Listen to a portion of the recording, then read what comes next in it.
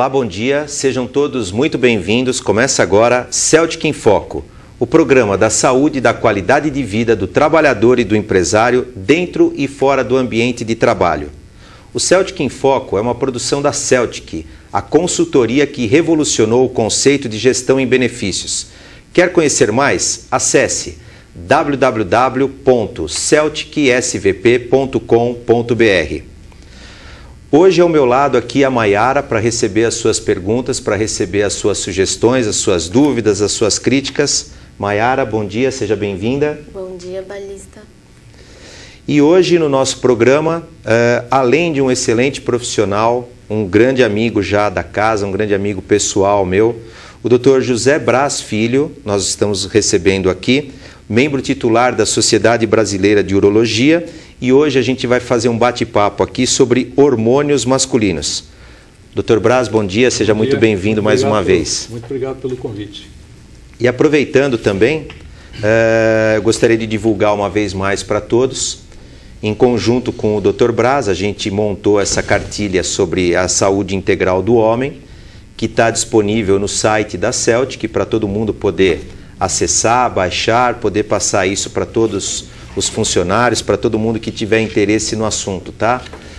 Tem muitas informações aqui boas para vocês, então quem tiver o interesse, acesse no nosso site ou entre em contato conosco, né? Pelo telefone 11 4990 5605. Braz, hoje nós vamos falar sobre o homem, né? Esse bichinho que não é, que é um pouquinho menos complicado que a mulher, mas também não fica tão longe assim. É bem complicado. Vamos valorizar o nosso produto agora também. Quais são as primeiras transformações que acontecem da passagem da criança para o adolescente? Em geral, a principal alteração é a modificação dos níveis de hormônios, tanto nas meninas quanto nos meninos. Começa a haver elevação de alguns hormônios que vão gerar os caracteres secundários masculinos e femininos, como distribuição de gordura no caso da mulher, como crescimento de mamas, e no caso dos meninos, o desenvolvimento da massa muscular e principalmente aparecimento de barba, cabelo, distribuição de pelos pelo corpo, não cabelo, distribuição de pelos pelo corpo. Basicamente são essas modificações, modificação da voz, são todas alterações relacionadas a alterações nos níveis hormonais que dão um start, dão um início quando inicia a puberdade. Esse início da puberdade se dá em que idade aproximadamente? A gente sabe que é muito pessoal isso, né? É muito variável, mas o que nós observamos é que essa puberdade vem se ocorrendo cada vez mais precocemente. Não existe uma idade fixa, porém começa aí ao redor dos 11, 12 anos e parece que essa aceleração, essa precocidade com que ocorre tem a ver com alimentação, com uma série de outros fatores que vêm levando a isso. Mas não existe uma idade específica, uma idade de corte, que nós chamamos, para que se instale o início da puberdade. Não tem muito a ver, mas você, como é um cientista, né, já da coisa, você acredita que informação acelera também essa situação de um prazo menor para a criança deixar de entrar na adolescência já? Não acredito que haja diretamente, porém, indiretamente acaba havendo um estímulo à busca de informações por parte do adolescente, porque hoje ele tem acesso muito mais fácil a informações e pode desenvolver, talvez um pouco mais precocemente, a sexualidade. Mas não acredito que isso chegue a interferir efetivamente nos níveis hormonais, não acredito isso. Nunca vi nenhum dado a respeito. A gente está falando bastante de hormônio e a gente vai discutir isso bastante, né? Você comentou dessa situação do crescimento dos pelos, da barba, essa situação toda. E essa passagem de criança para adolescente sempre surge com as espinhas, as acnes, aquelas coisas todas. Tem a ver com os hormônios? Tem, porque... Como funciona isso? Isso está relacionado à oleosidade de pele, que tem a ver com as modificações de nível hormonal, tem a ver com os odores provocados pela sudorese, tudo isso está relacionado aos níveis de hormônio, principalmente, no caso do menino, a testosterona. Tá? Mas a acne, tanto no menino quanto na menina, tem a ver com essa oscilação, com essa modificação dos níveis hormonais e, consequentemente, com a oleosidade da pele. Às vezes tem aquela situação assim, daquela explosão hormonal, depois volta a uns níveis mais baixos, aquela coisa toda. Uma das coisas que é muito comum são as oscilações de humor nessa faixa. Então, é a irritabilidade, é a instabilidade em termos de humor desses adolescentes. Isso tem tudo a ver com o nível hormonal. Sim.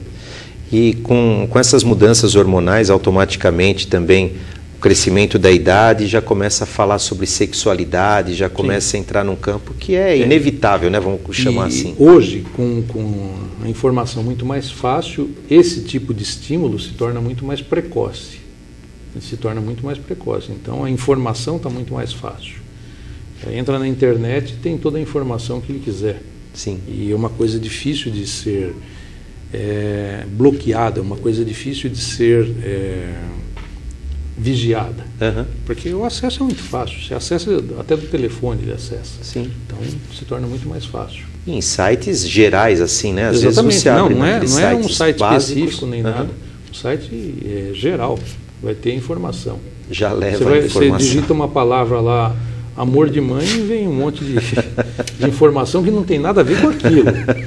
Então, a busca faz com que vá direcionando esse tipo de coisa, e talvez essa informação precoce faça com que haja um estímulo também precoce.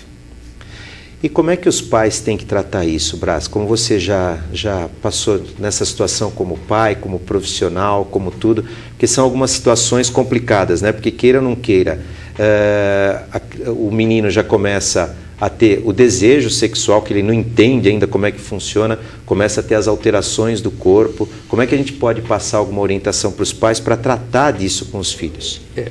Eu acho que basicamente tem que se conversar com o adolescente e tentar transmitir a coisa da forma mais natural possível, tentando quebrar um pouco de tabus e mitos, porque a sexualidade vai se desenvolver de qualquer maneira.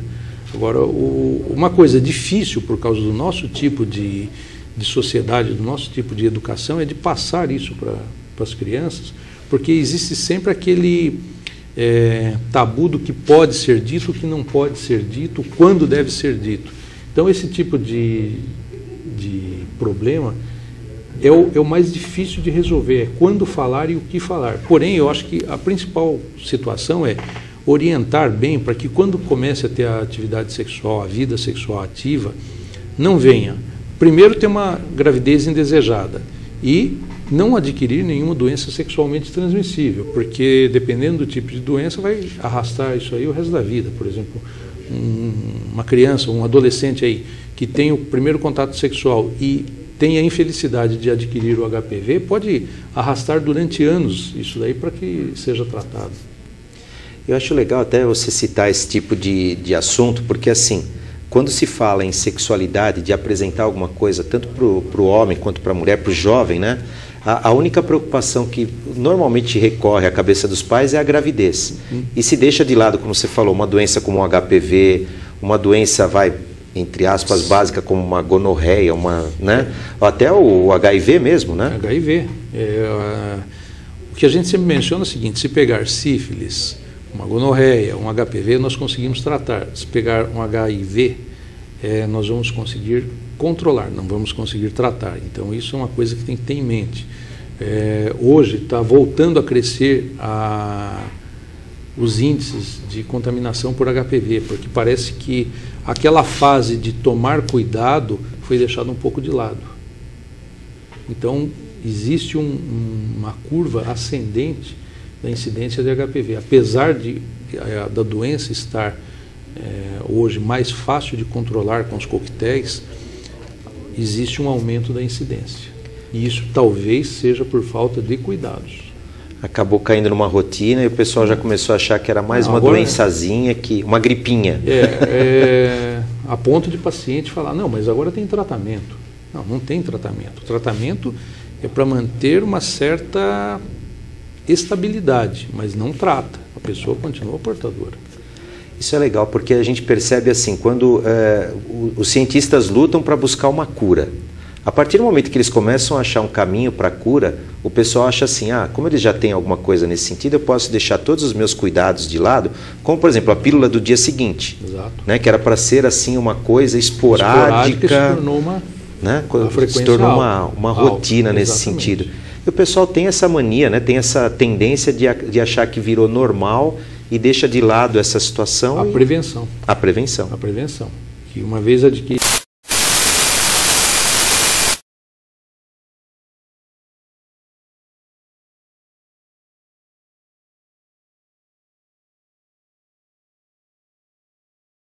O HPV ele traz muito transtorno para a pessoa durante o tratamento, até se conseguir, né, equalizar isso e tentar buscar uma cura lá na frente? Traz pelo seguinte, é uma doença viral recidivante de alta chance de recidiva, então ela volta com uma frequência muito alta.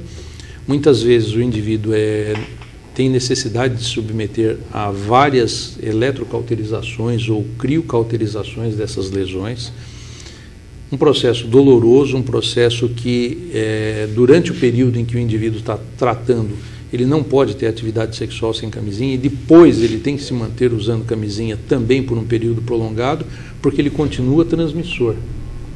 Então, é uma doença chata de ser tratada para o paciente, porque ele vai ter que voltar várias vezes ao consultório, à clínica, para fazer um tratamento de uma coisa que ele já fez há pouco tempo atrás, 2, 3 meses atrás. A recidiva é muito alta.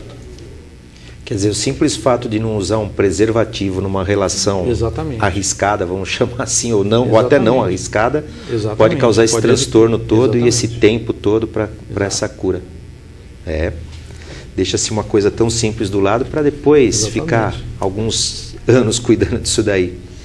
Braz, voltando só um pouquinho para o nosso assunto principal, dizem que as meninas, a partir do momento que alcançam a sua primeira menstruação, elas param de crescer, ou supostamente reduz, tal. O homem continua crescendo por um tempo indeterminado, ou até que idade eles crescem nessa parte dos hormônios? Na verdade, isso se encerra ao redor de 18, 19 anos, é que o indivíduo para de crescer. E tem a ver com a solidificação das chama epífises, são áreas dos ossos em que estão relacionados ao crescimento, e isso daí vai ocorrer uma soldagem, uma solidificação dessas estruturas e o indivíduo para de crescer.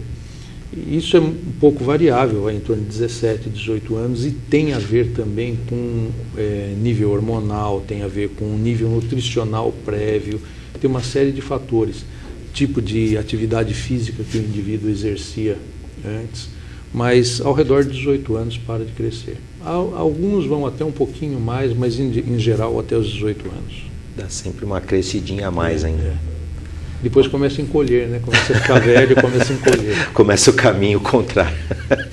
Cresce, chega até o pico, fica lá numa estabilidade e depois... encolhe. Socorro. Depois a gente entra nessa parte, vai. Maiara, perguntas? A gente vai para um breve intervalo, a gente volta já já, não saia daí que a gente tem mais bate-papo com o Dr. Braz. Até já.